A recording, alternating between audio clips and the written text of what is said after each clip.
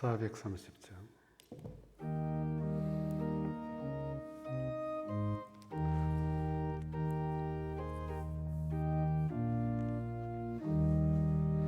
저와 같이 길 가는 것 즐거운 일 아닌가.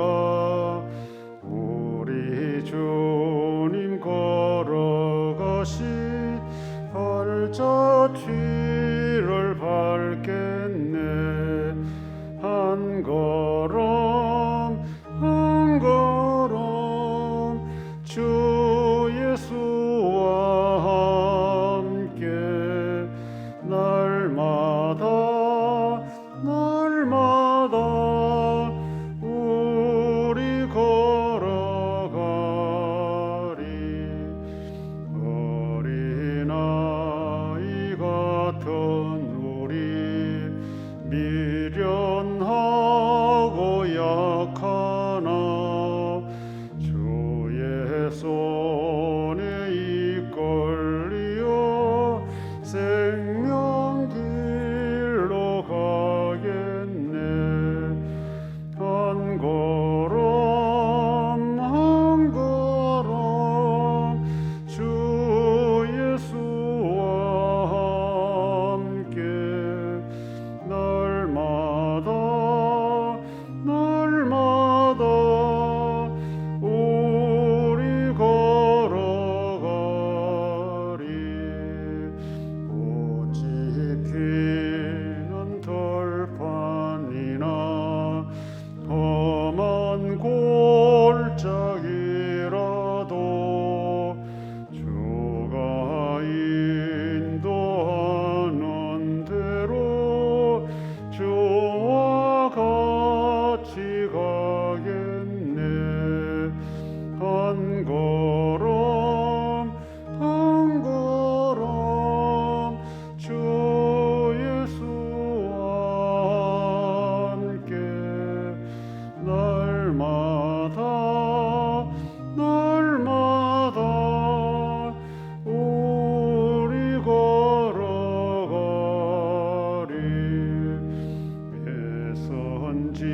예선지자의 녹같이 우리들도 천국에 들려 올라갈 때까지 주와 같이 걷겠네. 한 걸음 한 걸음 주 예수와 함께 날마다 날마다 우리 걸어가리. 하나님 아버지, 오후 시간 주 앞에 겸손하게 엎드려 경배드리기를 원합니다. 오셔서 들려주시기 원하시는 말씀 들려주시고 저희들에게 들을 귀를 주시며 아울러 마음에 새길 수 있도록 은혜를 입혀주시기를 원합니다.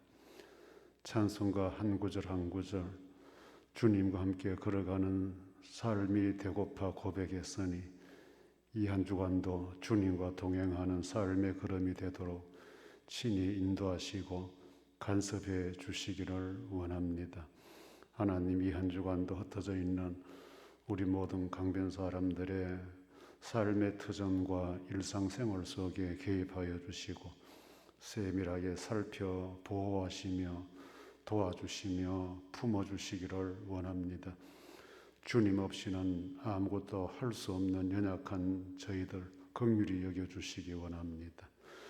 말씀 앞에 바로 살아가기를 원해도 때때로 자신도 모르게 무너져 내리는 삶의 모습들이 많이 있사오니 그럴 때마다 주님 기억하게 하시고 주신 말씀 묵상하며 돌아설 수 있는 여유로운 믿음의 마음들을 회복시켜 주시기를 원합니다. 그리하여 삶이 무겁고 힘들고 지칠 때에 도우시고 이렇게 세우시는 주님을 발견할 수 있는 믿음의 백성들이 다 되도록 인도하여 주시고, 오히려 고단하고 힘들 때 주님 만날 수 있는 기회가 될 수 있도록 역사하여 주시기 원합니다. 특별히 영육간에 건강이 필요한 주의 종들에게 주께서 복을 주시고 평안을 주시고 새 힘을 공급해 주시기를 원합니다. 이 한 주간도 흩어져 있는 우리 모든 강변 사람들, 주님만이 보호자가 되어 주실 줄 믿으며 예수님 이름으로 기도합니다. 아멘.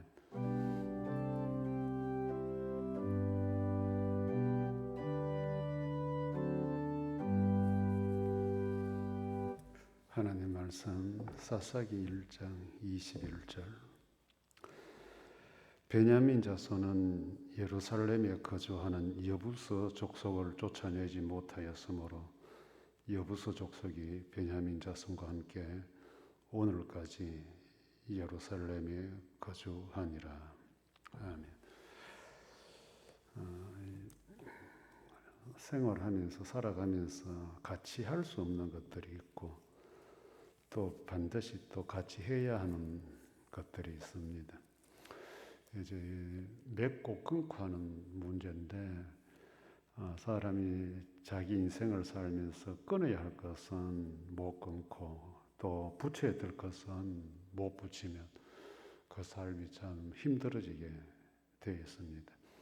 이 대체적으로 우리 주변의 그 사람들의 삶의 현장에서 그 좀 힘들어하고 어려워하는 사람들을 보면 그거 단박에 좀 끊어내면 좀 쉬워질 텐데 하는데 정작 본인 자신은 그걸 잘 못 끊어내고 있는 경우가 있습니다.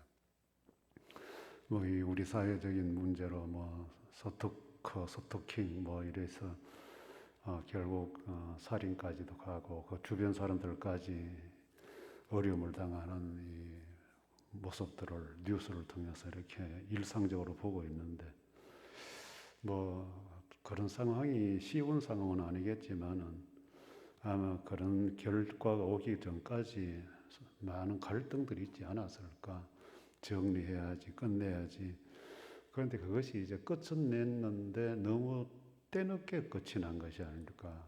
그래서 상대방은 이미 집착할 만큼 깊은 집착력을 가지고 있는데 그때 가서 비로소 이제 끝내겠다 하니까 그게 쉽게 끊어지지 않는 결과로 그런 무서운 일들이 일어나는 것은 아닌가.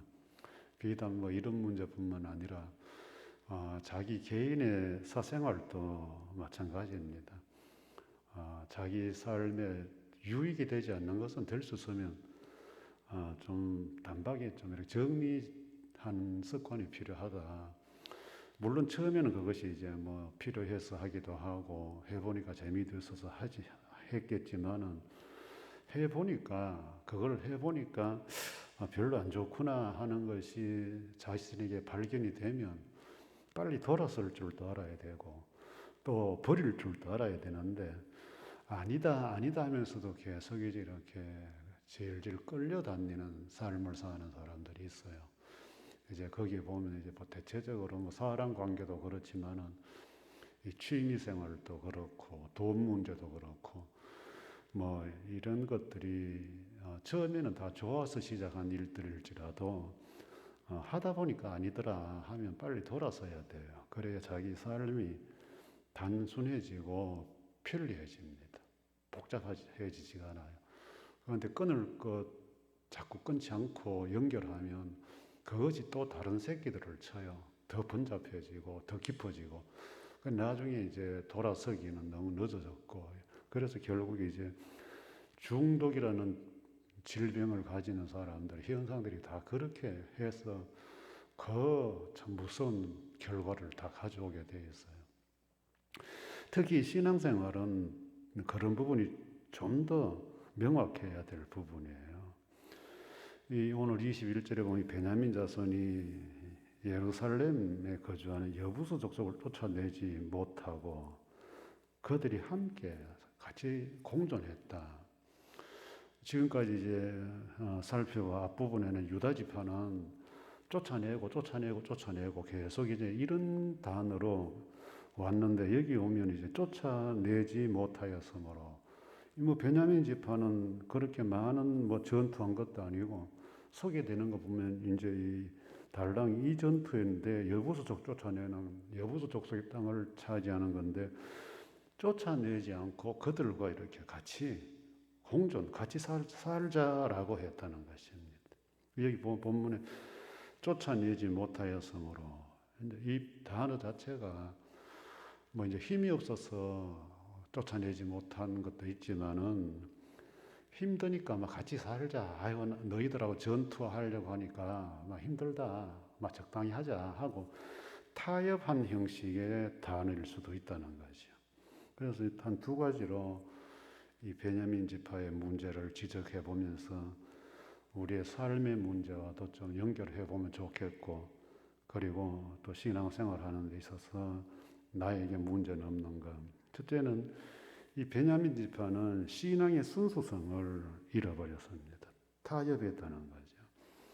이 베냐민 지파는 엄격하게 말하면 이제 하나님의 사람들이, 하나님의 백성들입니다. 그래서 하나님께서 애굽에서 이제 노예 생활을 청산하고 이 가나안 땅으로 가라 했을 때는 그 땅에 가서 하나님의 백성답게 살아가라. 이렇게 해서 이제 이곳으로 불러올린 겁니다. 그런데 이 땅에 또 정착하려고 하다 보니까 원래부터 살고 있던 이 원주민들의 저항이 쉽지 않죠. 뭐 다 그렇잖아요. 뭐 하나님이 그 사람들 다 몰아내고 빈 땅을 주셨으면 뭐 그냥 12지파 적당하게 나누어서 살면 되는데 이제 지파들마다 이제 그 지역에 살고 있는 원주민들을 다 쫓아내야만이 거기 살고 있는 그런 형국입니다. 그러다 보니까 이제 앞부분에 유다 지파는 하나님의 백성을 한번 살아보려고 쫓아내고 이렇게 했는데 이 베냐민 지파는 여기 본문에 한 절 달랑 나오는데 쫓아내지 못하였으므로 이제 이 신앙을 하나님의 백성으로서 죽어도 쫓아내야 될 이 여부수 족속을 쫓아내지 못하였으므로 하면서 종결을 해버립니다. 더 이상 의지를 이제 표명하지 않지요. 이제 그렇기 때문에 이 베냐민 지파는 여부수 족속과 이제 공존하게 되는데 이 신앙생활이라는 하나님의 사람으로 산다는 것은 공존이 안 되는 삶이에요. 물론 이제 우리가 인생을 살면서 관계는 맺을 수 있어요. 뭐 직장 동료 관계도 있을 수 있고, 뭐 학교에 가면 또 친구 관계, 뭐 안 믿는 사람들과의 관계는 맺을 수 있어요. 그러나 그들과 공존하면서 삶을 영위할 수는 없어요. 그래서 우리를 성도라고 이야기하잖아요. 구별된 무리라, 구별된 무리라고 하는데, 그래서 성도들은 주일날 되면 이제 교회나 예배 드리고 또 세상에 나가서도 관계는 친구 관계, 뭐 동료 관계지만은 삶의 모습은 그 사람들과 다른 거죠. 거룩한 삶을 추구하고 이렇게 사는데 이제 타협을 해버리면 이것이 이제 섞여버리는 거죠. 순수성이 사라져버려요. 네 좋고 내 좋고 우리 막 비슷하게 같이 살자. 그래서 이제 보면 서로 좋은 것을 나누어 가지기도 하지만은 또 서로 같이 하자. 이렇게 해서 이제 하나님의 백성이 믿지 않는 이방 백성들과 동일한 삶을 추구하게 됩니다. 우리가 경험을 해보지만은 하나님의 말씀을 순종하고 따라 사는 것은 참 힘들어요. 왜? 이것은 정직해야 되고 진실해야 되고 올바라야 되니까. 그런데 이방인들이 사는 삶은 편해요. 뭘 해도 아무 상관이 없으니까. 그러니까 이제 이방인과 신앙인이 공존하게 되면 이방인이 신앙인을 따라오기보다는 신앙인이 이방인들을 따라가는 게 훨씬 빨라져요. 속도가. 안 믿는 사람을 믿는 사람으로 만드는 것도 힘들지만은 안 믿겠다는 사람을 예수 믿는 사람답게 살게 하는 것은 불가능한 일이에요. 그래서 이제 믿지 않는 자와 믿는 자가 멍에를 같이 하지 말라 하는 이 바울의 메시지가 이제 그런 교훈인데, 관계를 하지 말라는 게 아니에요. 분리하고 담쌓고 살라는 말이 아니고, 관계는 하되 그러나 그들의 삶과 공존하지 말라는 겁니다. 그들이 하는 짓을 따라하지 말라 이 말이에요. 그런데 지금 베냐민 지파는 이제 이 여부수 족속과 공존을 합니다. 하나님 보실 때 걱정이 되시는 것이, 염려가 되는 것이, 이 베냐민 지파가 이룰 것이 훨씬 많습니다. 그래서 이제 이렇게 시작된 베냐민 지파가 이 사사기 후반부 가면 얼마나 웃기는 일들을 하게 되는지 또 기록이 되어 있어요. 왜? 이미 하나님 백성으로서 포기해 버렸기 때문에. 그래서 이방인 같이 하면서 행색은 하나님 백성 같은 행색을 하는 그런 장면들이 이제 사사기 후반부에 나오는데, 이렇게 한번 이 순수성을 잃어버리면 회복하기가 대단히 힘들어요. 그래서 우리는 신앙생활 하면서 함께 같이 가야 될 사람, 같이 갈 수 없는 사람, 이게 명확하게 구분이 돼야 돼요. 뭐 세상 사는데 관계는 우리가 친구도 있어야 되고 동료도 있어야 되고 또 가정도 있어야 되고 관계는 있어야죠. 그러나 공존해서 하나님의 백성다운 신앙의 순수성을 잃어버릴 수는 없다는 것. 그런데 이 베냐민 지파는 그렇게 해서 이제 여부수 족속 속에서 함께 살게 됐다. 그 다음에 두 번째는 이 베냐민 지파는 편함과 쉬운 삶을 선택합니다. 어찌 보면 이 베냐민 지파는 하나님께서 가나안 땅에 들어가서 점령하라 이렇게 한 말씀을 좀 의도적으로 외면한 것은 아닐까. 그 뭐 이유는 바로 이 여부수 족속을 쫓아내려고 하니까 너무 힘들더라. 전투를 해야 되니까. 이제 이 유다 지파 같은 경우는 뭐 갈렙 같은 사람, 온니엘 같은 사람, 이런 사람들이 나서서 선봉장이 되어서 하나님의 말씀을 순종하고 이래 하는데, 이 베냐민 지파는 이제 어떤 그런 지도력이 있는 그 인물이 없지 않았느냐. 이제 물론 또 이제 뭐 이 베냐민이 그 야곱의 막내다 보니까 또 여리게 컸고 성장 과정 속에 아버지 품 안에서 크다 보니까 뭐 좀 이렇게 의지력이 좀 약한 거 아니냐라고 하는 이 비약된 연결성도 좀 찾아볼 수 있겠지만은, 궁극적으로 이 사람들은 전투하기보다는 막 대충 막 살자 이런 쪽으로 이렇게 흘러간 것 같습니다. 그러니까 전투라는 것은 의지가 있어야 할 수 있는 건데 이 의지가 상실되어 버린 거죠. 그런데 분명한 것은 하나님께서 올라가기만 하면 다 줬다라고 이미 말씀으로 약속을 해놨어요.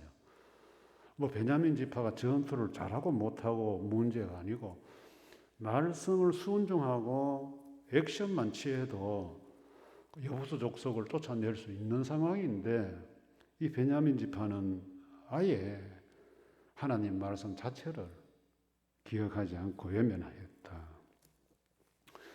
뭐 우리도 똑같아요. 뭐 사람 누구나가 다 앞에 힘들고 어려운 일이 있으면 뭐 좀 쉽게 풀 수 있는 방법 없나, 쉽게 갈 수 있는 길은 없나, 뭐 먼저 그렇게 생각하죠.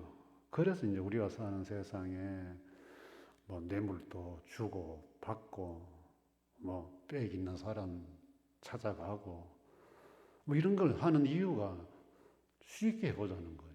그래서 뭐 그 돈은 모든 것을 다 할 수 있다. 그래서 다 돈을 가지고 싶어하고 부자가 되고 싶어하는 거예요. 돈 있으면 돈 먹여서 안 되는 것이 없으니까.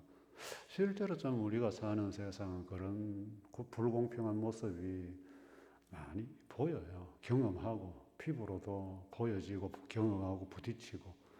그 다음에 돈 못지않게 이제 그보다 더 삐까삐까한 것이 이제 힘, 권력이죠. 권력. 뭐 아무리 뭐 민주주의가 어떻고 저떻고 해도 권력을 가진 사람들은 아직은 그래도 누리고 살 만한 세상이에요.